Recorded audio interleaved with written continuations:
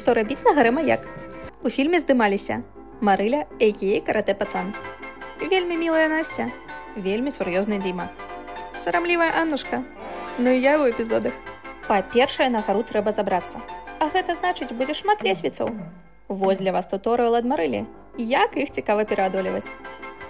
Калі не хапае вышыні гары, каб кайфануць краявідамі, трэба ўключаць кемлівасць і ўспамінаць прагуленыя заняткі па фізры. Наступная атракцыя – крынж-пакет фотасет. Як мы ведаем, фотачак шмат ніколі не бывае. Яшчэ трэба абавязкова праінспектаваць ваду і паспрабаваць залезці ў лодку. Калі пашанцуе, можна знайсці грыбы ці паласавацца барбарыцам. Абавязкова пагойдацца на арэлях, на яшчэ адных арэлях. Ну і на маіх любімых. І наастанак, калі не баяцеся, можна пацілкавацца мясцовымі яблычкамі.